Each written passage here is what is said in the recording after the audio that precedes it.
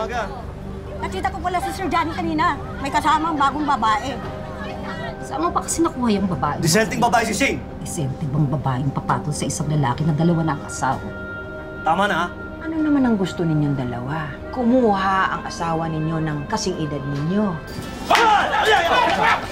Ikaw gumagawa ka na naman ng issue. Alam na naman natin lahat na illegal ang video karera. Yung pangkapi nyo, kapag duty kayo, dito nang gagaling. Kawad sa mga kampi yung tanod, o... Ha?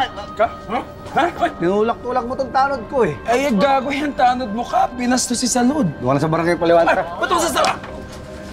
Hindi sasama si Arto. Sobrang gipit naman nila ngayon. Maya-maya may raid. Di ba nakausap niyo yung hepe sa kabilang estasyon? Eh, masiba yun eh. Painumin mo kaya? Basta sabi, hinay-hinay daw tayo. Kung ako sa'yo, magsusorry na ako. Ang dami mong alam, no? Pati ka naging teacher sa halip na maging dancer sa beer house. Kahit kailan, di ako naging dancer, sir! Tama na! Tama na!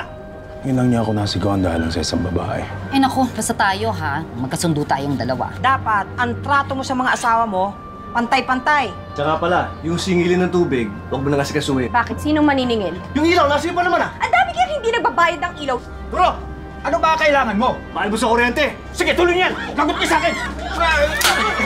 Susunod, piliin mo kakalabanin mo! Ba't mo binigay? Sabi kasi ni Shane, alam na rin ni Boss Johnny.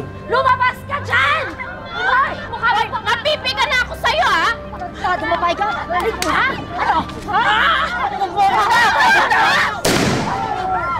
Mag-aasawa ka ng tatlo, hindi mo naman pala kayang panindigan. April! Ako lang mong dyan! Hindi ka na! Lapitan na ako eh! Wow! Pasensya ka na sa tatay ko, ha? Sarap. Hindi mo sagutin. Storbo. Shane! Briggs, anong ginagawa mo dito? Pag hindi ka lumabas, papasok ako.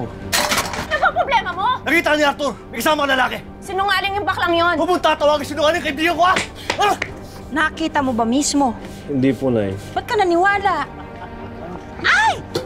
Wala ka bang mata? Pwede ba?